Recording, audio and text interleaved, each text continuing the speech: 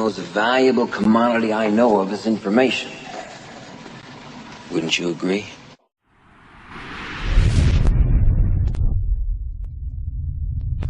I believe so strongly in the idea that we have a spiritual deficit in this country, and that we don't have an information deficit. There's plenty of that, but there's a deficit of spirit, a deficit that says there's not enough of us that feel connected to the highest and the greatest part of ourselves.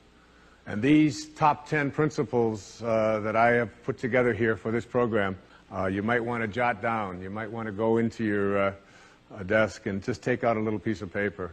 But I think if you practice them and look at them and see them, they come from someone who's had a burning desire, but has also been living a life in which I have felt independent of the opinions of others in terms of whether or not I should or shouldn't be doing that.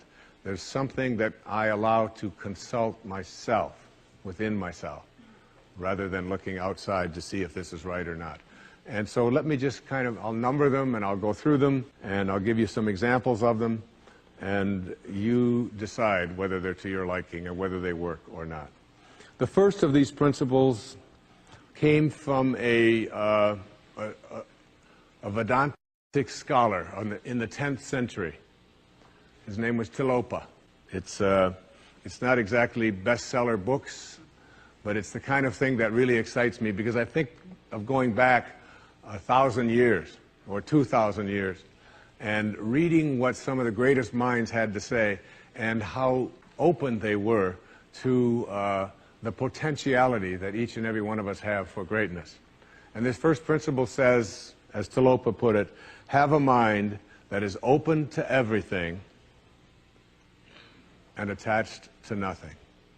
One of the central principles of my life is that no one knows enough to be a pessimist about anything.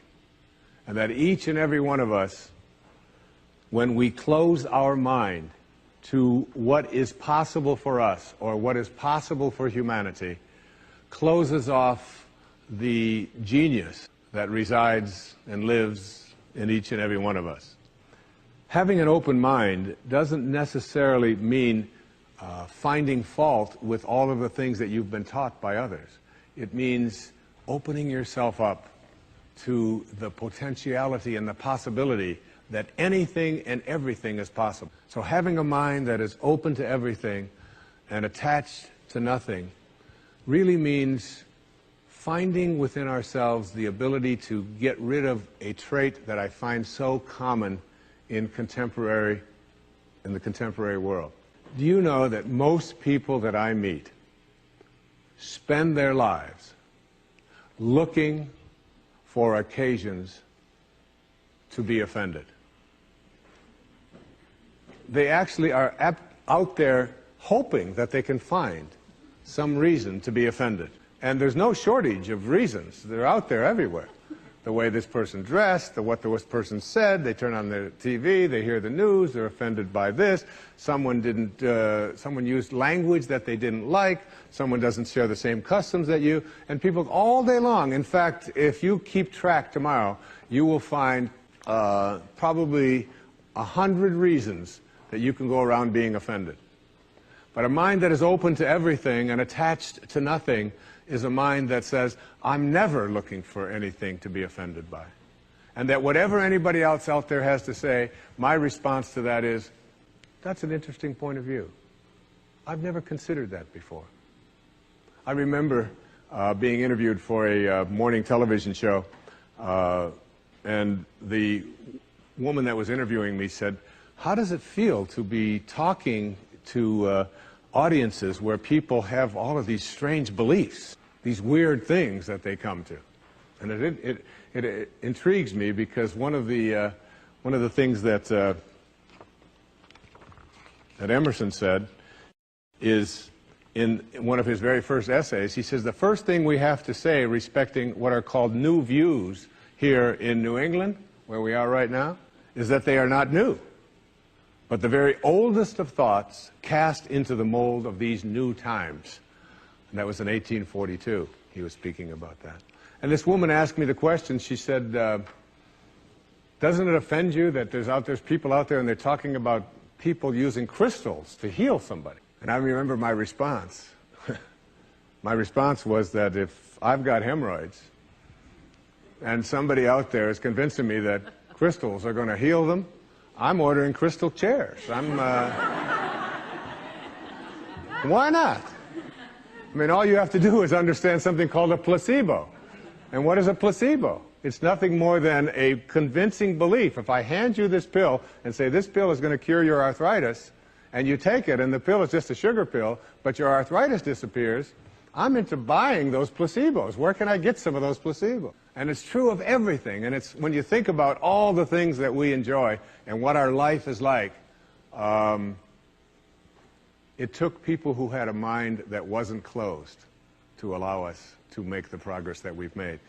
Progress is impossible if you always do things the way you've always done things. But the other word in this, what Talopa said, is be attached nowhere.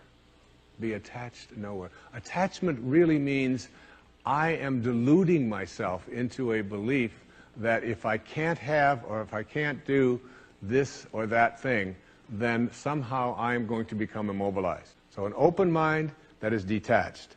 In my most recent book, in A Spiritual Solution to Every Problem, I have an observation. And it's an observation from Anthony DeMello, a man I respect enormously, a priest, who, in The Way to Love, puts it this way. Here's a great test for your relationships, especially the relationships that you're in with those whom you love, not your children, but your spouses and your lovers and so on. Try this test on for size.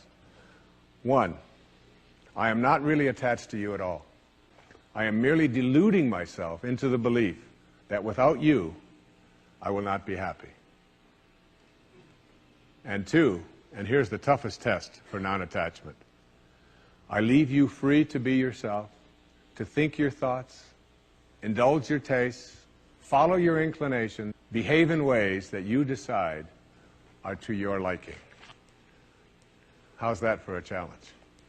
And so what most of us do in our relationships and why they are not as successful as we would like them to be is that we become attached and we tell ourselves that if this person behaves in a way that I find offensive, then I can't be happy.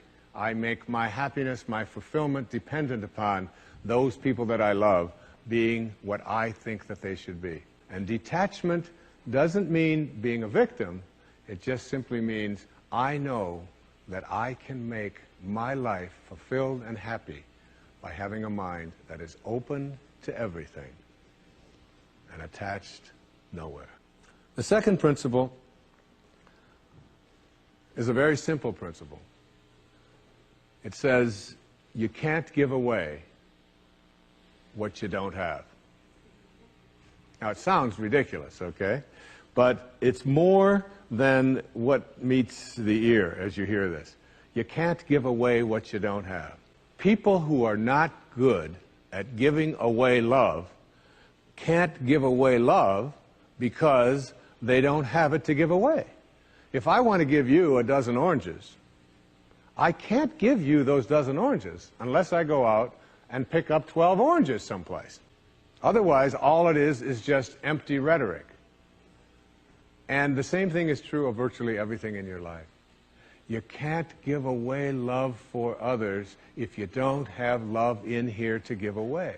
If what you have in here is contempt, if what you have in here is anger, if what you have in here is fear, then these are the things you're going to be giving away in your life. And I've often thought, and I really believe very strongly that there's a law, sort of a law in the universe. I call it the law of attraction. And the law of attraction is one that works like this. You get back from the universe, from the world, what it is that you put out there in the world. And if you're putting out there into the world that I am not worthy of attracting something beautiful into my life, that the universe will respond back to you with exactly that message. And there are people who come to me and who came to me for years when I had my own counseling practice and so on, and they would say to me, I just keep attracting the same kind of people, the same kind of events, the same kind of losers into my life. Why is that? Why do I keep doing that? And I keep attracting an absence of abundance. I just can't seem to attract abundance into my life. I'm always behind the 8 ball. I'm never getting ahead. And I suggested to them, I said, did it ever occur to you that that's the very kind of message you're sending out to the world and out to the universe? That the ocean of abundance is there. And you can go to that ocean of abundance, and you can take a Mack truck, and you can fill it up 20 times a day, and take it out of there, and guess what? It doesn't impact at all the ocean of abundance. It doesn't even go down a zillionth of an inch. It's unlimited. Or you can go to the same ocean of abundance with a eyedropper, and you can just take this much out once a month and say, that's all that seems to be available for me. And the interesting thing for me is that when people go to this ocean of abundance, this unlimited world, all that I have is thine, it says in the holy books. All that I have is thine. It's all there for you. But if you believe inside that it's limited, that you can only get so much, that other people are going to get it before you do, then you'll find yourself creating that very same thing. And the even more interesting part about this, you can't give away what you don't have principle, is that if your message to the universe is gimme, gimme, gimme, which is a lot of people's message to the universe. I want this from you, I want that from you, please give me this, I have to have that. That's what their prayer is like, that's what their message is, and they say, I want this from the universe, gimme, gimme, gimme. The universe's response back to that kind of a mentality is exactly the same. The universe will say right back to you over and over again, gimme, gimme, gimme. And you'll find yourself never, ever arriving, but always being in a state of striving, always feeling as if you're being neglected, never feeling as if you have enough, always feeling as if you're being shortchanged, because you're constantly under the pressure to give, to get back what the universe is demanding from you. And the interesting thing about all of this, the irony of this, is that if you shift that, and you say to the universe, to the world, how may I serve? How may I serve? The universe's response back to you is, how may I serve you? How may I serve you? And it's very intriguing. When you take your energy and your attention off of what you are demanding from the world, and instead saying, what can I give to the world? And it's really the basis behind that very famous line of the President John Kennedy's inaugural address. Ask not what your country can do, ask what you can do for your country. And the irony of that is, and I've learned that in my own life, that when I stopped thinking about what was in it for Wayne Dyer and how much could I get, and I began to shift and say, how can I help you? How can I give to you? What can I do for you? And people who write to me, I send them something. When I encounter somebody that needs help of some kind, I'm very often just giving that to them. And then I find that it just keeps coming back. And once I shifted that energy off of what can I have into what can I give, it seemed to me that the universe responded back with the very same message. What can I give to you? And the most incredible and wonderful and beautiful abundance has flowed into my life in every way that I can possibly think of. You can't give away what you don't have. So take a look at an inventory of what you do have. How much do you love yourself? How much kindness do you have in you? How much peace do you have in you? How much joy do you have in you? And if you're able to give that away as many times as you can in a given day, watch and see how much more of that continues to show up and come back in your life. Okay? The third principle is one of my very favorites. It's called, there are no justified resentments. And this is a very difficult principle for many people to get, but one that I believe very strongly in. I was in a group one time of drug addicts and alcoholics. And I was one of the people that was a sponsor and leading this group. And the sign on the wall said, "There are no justified resentments in this group." And what I said to that group that night was, no matter what anybody says to you here, no matter what kind of anger comes directed towards you, no matter how much hate you may encounter showing up in your life, there are no justified resentments. Meaning that if you carry around resentment inside of you about anything or about anyone, and I'm talking about the person that you lent money to and hasn't paid you back, I'm talking about the person in your life that you feel was abusive in your life, I'm talking about the person who walked out on you and left you for somebody else, I'm talking about all of the things that you have justified in your heart and in your life that you have the right to be resentful about. And I'm suggesting to you that those resentments will always end up harming you and creating in you a sense of despair. I've often said that no one ever dies from a snake bite. The snake bite will never kill you. You cannot be unbitten. Once you're bitten, you're bitten. But it's the venom that continues to pour through your system after the bite that will end up destroying you. So now you have to take a look at all of the resentments that you may have in your life. And I'd like to suggest to you that I think there is a wonderful metaphor for this that I have created in my life for how to make this work. And I think that Regis Philbin is the one who's responsible for it, all right? My buddy Regis. There's a show called Who Wants to Be a Millionaire that has been popular all over the world. I'm in South Africa, it comes on, all right? I was in Australia, and they've got their own Australian version.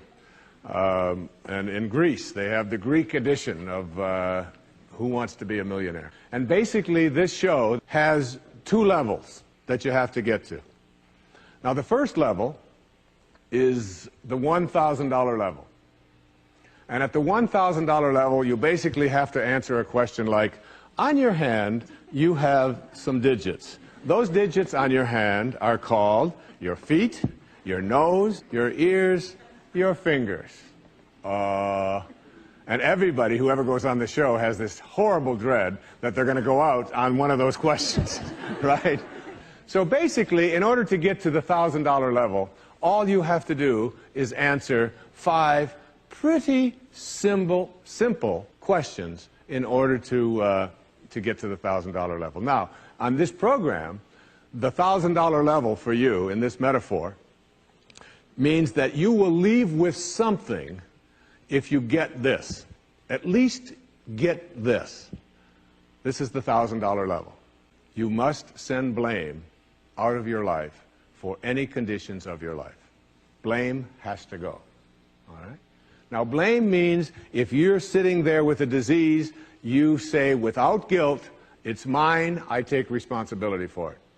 This means that if you have been through any tough circumstances in your life, this means if you have a minimal amount of financial security in your life, this means if your children don't get along with you, this means that if your neighbors are taking up a petition to get you out of the neighborhood, whatever it might be that's going on in your life, you name it, and everybody across this great country and across this world has a series of these things that you're willing to say, I am here because of the choices that I have made right now. I'm willing to say that.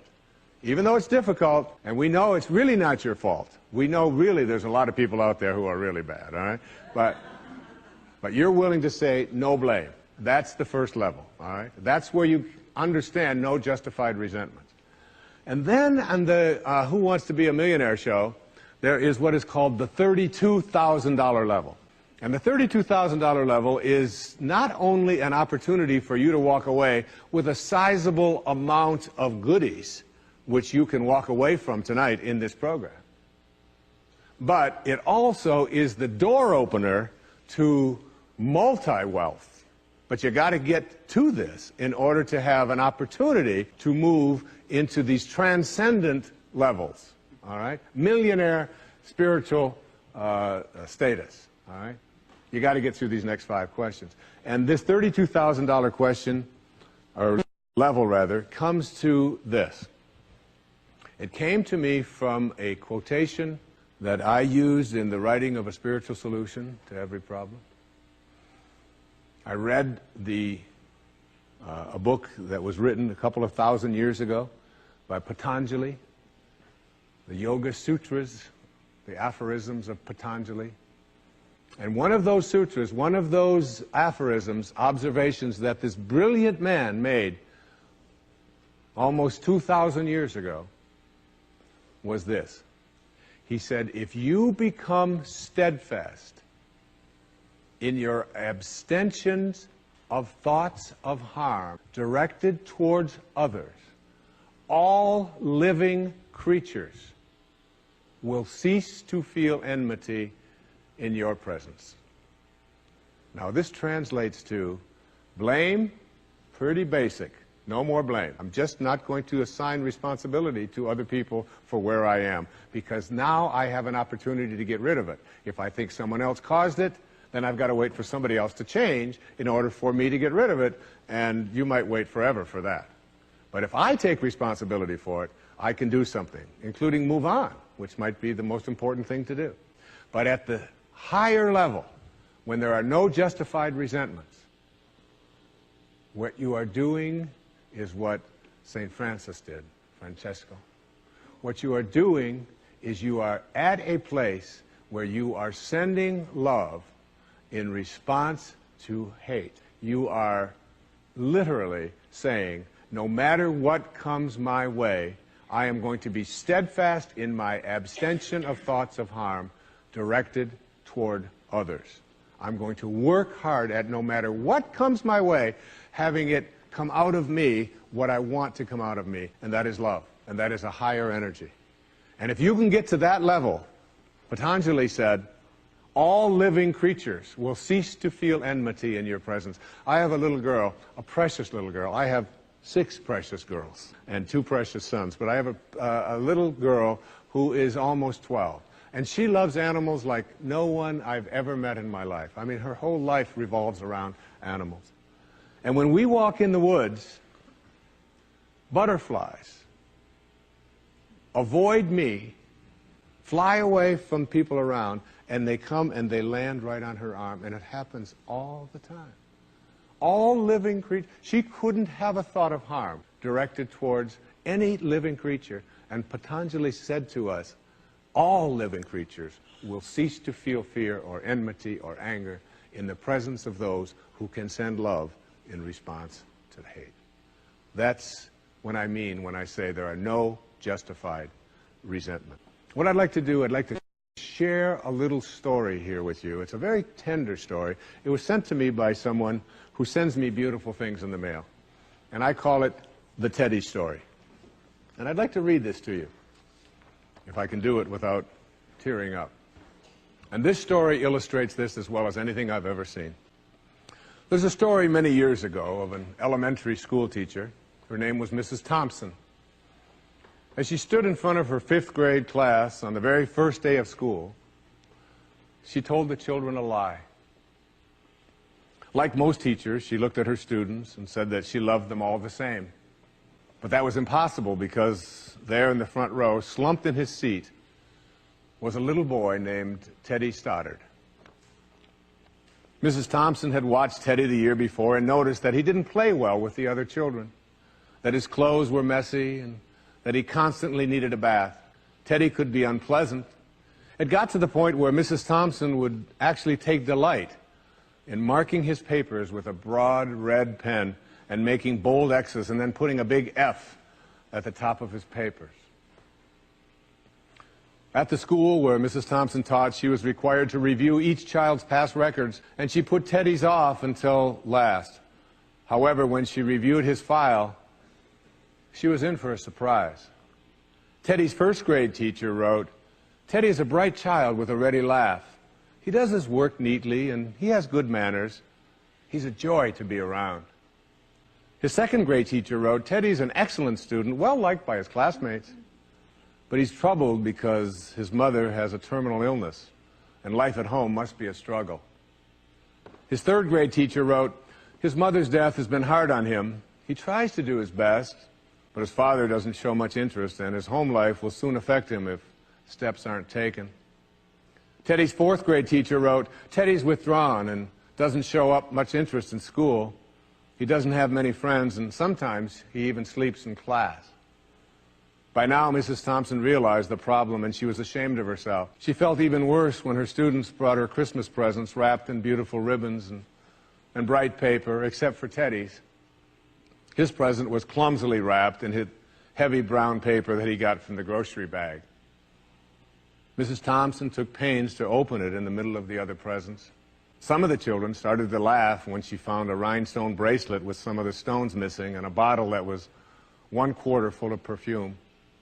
But she stifled her children's laughter when she exclaimed how pretty the bracelet was, putting it on and dabbing some of the perfume on her wrist. Teddy Stoddard stayed after school that day just long enough to say, Mrs. Thompson, today you smell just like my mom used to. After the children left, she cried for at least an hour. On the very day, she quit teaching reading, writing, and arithmetic, and instead, she began to teach children. Mrs. Thompson paid particular attention to Teddy. As she worked with him and his mind seemed to come alive, the more she encouraged him, the faster he responded. By the end of the year, Teddy had become one of the smartest children in the class, and despite her lie, became one of her teacher's pets. A year later, she found a note under the door from Teddy telling her that she was still the best teacher he ever had in his whole life. 6 years went by before she got another note from Teddy. He then wrote that he had finished high school third in his class, and she was still the best teacher he ever had in his whole life. 4 years after that, she got another letter saying that while things had been tough at times, he stayed in school and stuck with it, and would soon graduate from college with the highest of honors. He assured Mrs. Thompson that she was still the very best and favorite teacher he ever had in his whole life. Then 4 more years passed, and yet another letter came. This time he explained that after he got his bachelor's degree, he decided to go a little further. The letter explained that she was still the best and favorite teacher he ever had, but now his name was a little longer. The letter was signed Theodore F. Stoddard, M.D. But the story doesn't end there. You see, there was yet another letter that spring. Teddy said he'd met this girl and was going to be married. He explained that his father had died a couple of years ago, and he was wondering if Mrs. Thompson might agree to sit in the place at the wedding that was usually reserved for the mother of the groom. Of course, Mrs. Thompson did, and guess what? She wore that bracelet, the one with the several rhinestones missing. And she made sure she was wearing the perfume that Teddy remembered his mother wearing on their last Christmas together. They hugged each other, and Dr. Stoddard whispered in Mrs. Thompson's ear, "Thank you so much for making me feel important and showing me that I could make a difference." Mrs. Thompson came with tears in her eyes and whispered back, "Teddy, you have it all wrong. You were the one who taught me that I could make a difference. I didn't know how to teach until I met you." Isn't that a beautiful story? Yeah.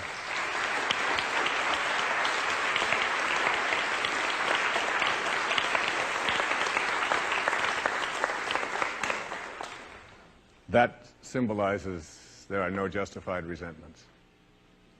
Work at reaching that $32,000 level, the place where the only thing you have to send is love, because that's what's inside. And that's the message of our greatest spiritual teachers.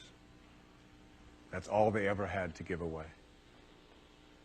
The next principle I call, don't die with your music still in you. And who better to quote than Thoreau right here in Concord when he talked about some of us hear a different drummer, and we must march to the music that we hear. But all of you, everybody watching, everybody here in this beautiful parish, all of you have some music playing. And all of you have a heroic mission. There's no accidents in this universe. We all show up here with a purpose. There's an intelligence that is a part of everything and everyone, and all of us are connected to it. And too many of us are afraid to listen to that music and march to it.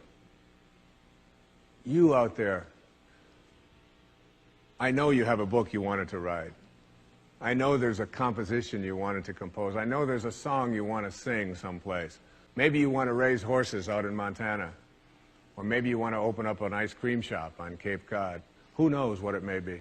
Maybe you just want to travel and see the world. Maybe you want to go into a relationship with someone but you've been afraid to, but your heart says it's the right thing to do. All of us feel something. And in Leo Tolstoy's famous novel, The Death of Ivan Ilyich, he asks this question that would be terrifying to me. He says, as he has his accountant from Moscow lying on his deathbed, contemplating the horror of this question, what if my whole life has been wrong? I've known what my music is. It's playing right now. As I stand here in front of you with these cameras and in this place, and as I sit down and write my books and tell the world what I know are my truths, I feel always completely on purpose and fulfilled. And no time will I ever come to the end of my life and say, what if my whole life has been wrong? Whoever you are, whatever that music is, however distant it may sound, however strange, however weird others may interpret it to be, don't get to the end of your life and know that you're going to leave and not have it played yet. Don't die with your music still in you. It's the message of the greatest teachers who've ever walked among us. It's the message I give to you today as one of the principles for success and peace in your life. The next principle I call embracing silence. And embracing silence is not that I say this to you because it's so important to be quiet. What I have learned, I have a dear friend, and many of you know, we've put out tapes together, we've appeared on stages all over the world together. He's like a brother to me. His name is Dr. Deepak Chopra, a medical doctor, and a dear and close friend. And whenever anything is going on in my family, if I'm having a problem with one of my children or with in my own life, and if I call him up and I'll say, Deepak, or his wife Rita, I'll say, Deepak, what do you think I should do? He always has the same answer, meditate. I'll say, yes, Deepak, I understand meditate, but I said, what do you think? He said, Wayne, go deep inside and meditate. Always meditate. I'll say, will you put Rita on? Wayne, meditate. I say, all right. And you know, I've learned a lot in meditation. But what I know most about getting quiet and getting peaceful is this, that there's only one power in the universe, and it doesn't matter what you call it. You can call it soul, spirit, consciousness, God. You can call it Louise. You can call it anything that you want. But as Alan Watts said, you can't get wet from the word water. It's not what we call something that gives it its substance. And this one power, this one force that flows through everything and allows everything to be, is indivisible. You can't cut it in half. You can't divide it. It's one. It's knowing the one. And everything in your life is almost always given a division. Male, female, young, old, tall, short, black, white, good, bad, up, down. These are all dichotomies. These are all these splits that we all have in our lives. The whole physical world that we live in and are immersed in, it's always immersed in this division. I used to teach a course at St. John's University in New York, and I used to tell my students, when I was trying to teach this principle, anybody who can come to class and bring with them a magnet that only has a North Pole, I'll give you an A in the course. You don't ever have to attend another class. And no matter how thin they would slice that magnet, there was always the South Pole, because the physical world is made up of dichotomies. But we have to learn to fuse the dichotomies. And in fusing the dichotomies and blending the one, that's what silence does for us. That's why embracing silence is so powerful. Because no matter how many times you cut silence in half, it's like zero. You still only get silence. In Zen, they say it's the space between the bars that holds the tiger. And it's the silence between the notes that makes the music. These words that are coming out of my mouth right now come out of the silence. And finding that silence and embracing it means that you go to the place within you that you cannot divide. Just like you can't divide the source, the one, the spirit. You can't divide that either. It's only one. So when you go into your silence and you begin to practice meditation and you begin to make this a part of your life and embrace silence, what you discover is this is where you'll come to know your soul. You'll make conscious contact with your soul. I can't tell you how many people that have come to me who have suffered from serious illnesses, who've been given diagnoses that it's terminal and that you can't do it, who have gone out to the wilderness and have decided that I am going to commune with nature. And the transcendentalists, Thoreau and Emerson, they believed that nature was our source and that we were all products of nature. And if you can get back to your source, if you can get back to that feeling of being with spirit, that's where healing can take place. And I've had wonderful stories of people who've told me that it was when I began to embrace that silence that I began to feel more connected to my source. Embrace silence because it's a way to come to know God, to know your source. Both are indivisible. The only experience you can have in your daily life that even comes close to a spiritual awakening is silence. The next principle I call giving up your personal history. And I learned it from a man named Carlos Castaneda, who once said that one day, he said, I finally realized that I no longer needed a personal history. And just like drinking, he said, I gave it up. And that, and only that, has made all the difference in the world. You know, the nice thing about giving up your personal history is that if you don't have a story, you don't have to live up to it. All of us have these bags of manure that we carry around with us called our past. And the people who have done things to us and the events and the circumstances, all of this stuff that we use and we bond to. And we bond ourselves to these wounds of our past and we identify ourselves on the basis of these wounds. And every once in a while we set it down and we reach in there and we smear it all over ourselves. And then we wonder, why does my life smell so bad? I don't understand this. When in fact, the now, this moment, merging yourself into the now means that you may have been in a relationship. I had a woman from Holland who came over to see me whose husband had left her after 25 years. She had 4 children. And she just had been on the verge of suicide. And she was losing weight, and she was depressed, and she was taking all kinds of drugs for it. And she was getting sicker and sicker because she just couldn't get over it. And she came to a book signing that I was doing at a bookstore down in Florida. And she said, you've got to say something to me. You've got to say something to me that will help me to get over this. And I told her this line. I said, give up your personal history. Merge yourself here, now, into this moment. And those 25 years are something, if you want to understand how to do it, think of your past as, oh, this hat. And this is your past. Now, you can't just set this thing down over here and walk away from it and give up your personal history, because you'll always have it there to look back at. What you do is you pick up your past and you embrace it. You understand it, you accept it, as I had to go through these things that I had to go through in order for me to get to this place today, and the evidence for that is that I did. You don't need any more evidence. You did. And then you toss it. You toss it. You embrace it, and you toss it.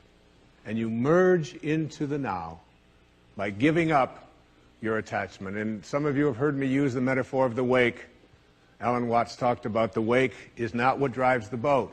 The wake is just a trail that is left behind. That's all it is. And so is the wake of your life. And the wake doesn't make the boat go, and neither does the wake of your life, the reason why your life is going in the direction that it is. The wake is a trail that is left behind, and it's an illusion to believe that it is the cause of your suffering or your struggles or your difficulty. Give it up. Let it go. Embrace it. Understand it. Get help doing that if you must. And then move into the now. The next principle I call, it's from a line of Albert Einstein.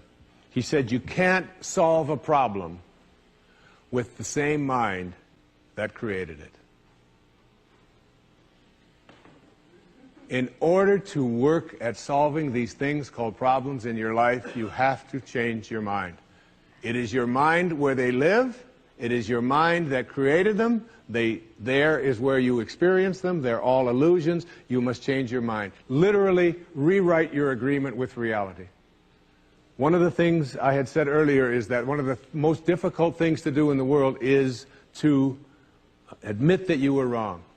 Admitting that you were wrong is nothing more than saying, I have been making choices with my mind that have created things in my life that are not working. And I no longer intend to continue making those choices. I was wrong. You don't have to make a declaration of it. You don't have to go out and feel guilty about it. You just simply say, it didn't work.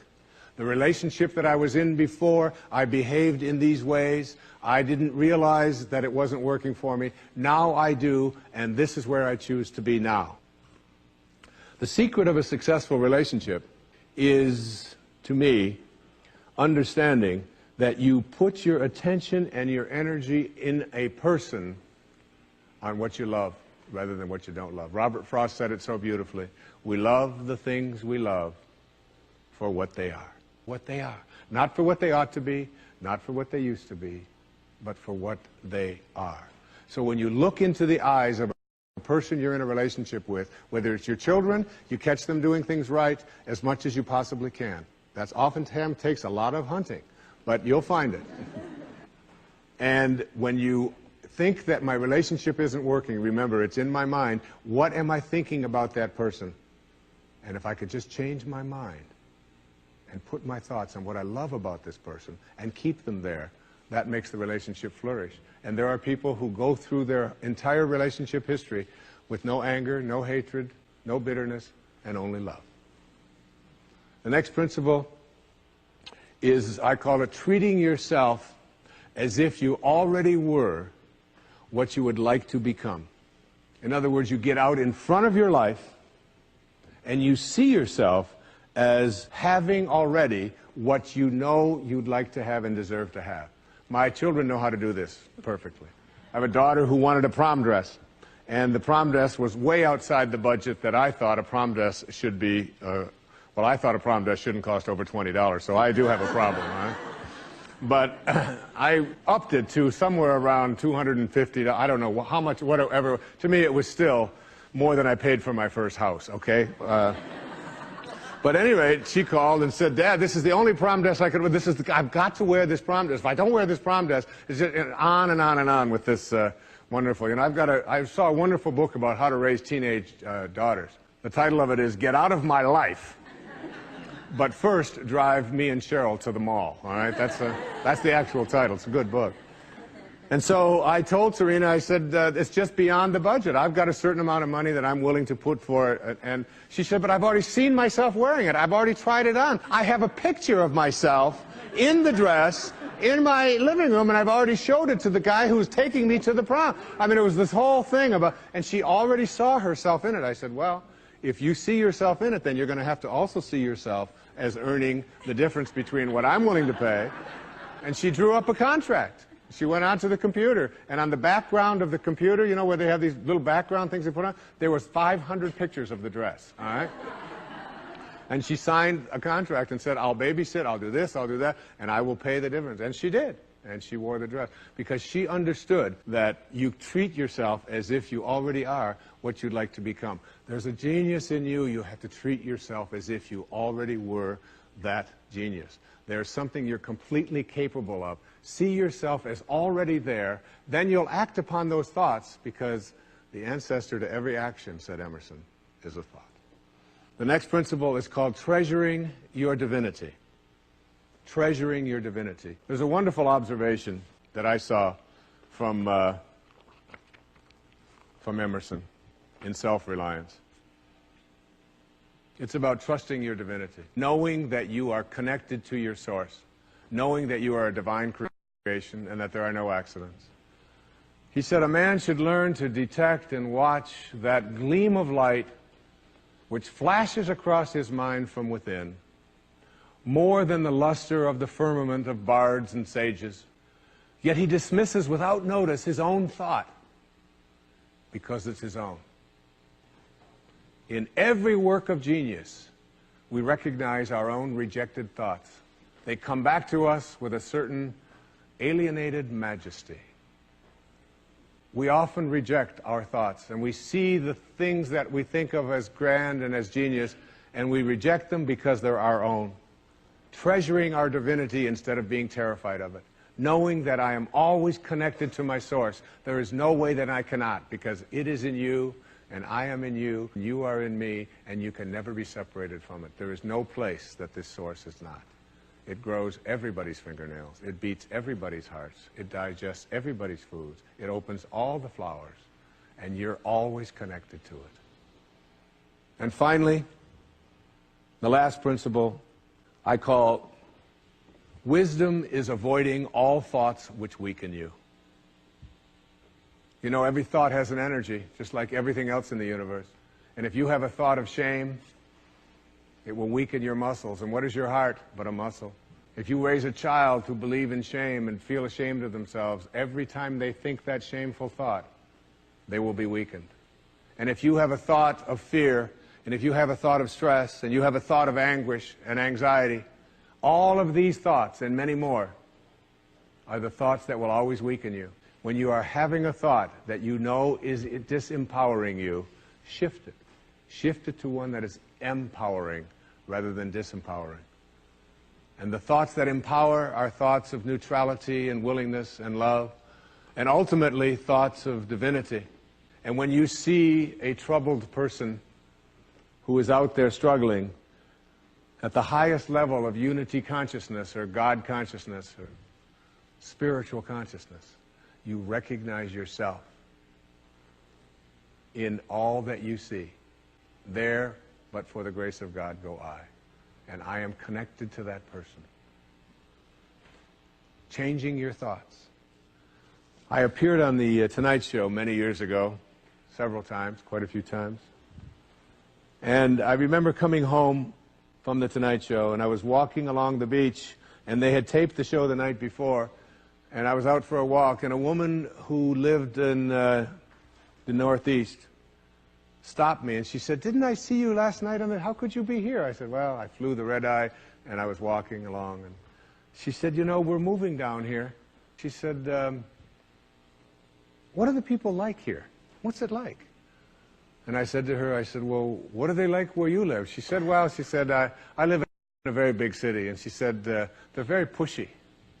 And people are not very kind. And they don't have time for you." And she said, "It's really not very pleasant." She said, "That's one of the reasons I'm leaving there." I said, "Well, that's pretty much what you're going to find here." That's basically what the people are like here. On the way back on the same day, someone else who had seen me the night before on the Tonight Show, who had lived in the Midwest, stopped me and asked me almost the same question. She said, "You live here?" I said, "Yes." She said, "Well, my husband and I are moving here and we're looking for a school." She said, "What are the people like here? What's it like here?" I said, "What are they like in Chicago where you live?" She said, "Oh," she said, "it's the Midwest." She said, "People are very friendly, they're open, they open their homes to you, they're very loving, they're very kind." She said, "It's a wonderful place." She said, "I love that, I'm going to really miss that." I said, "That's pretty much what you're going to find here." It's what you expect, it's what you think about that expands. It's what Emerson taught us. Ancestor to every action is a thought. Change your thoughts, and you change your world. Change your expectations, and you change around what you begin to manifest and see showing up in your life. The most valuable commodity I know of is information. Wouldn't you agree?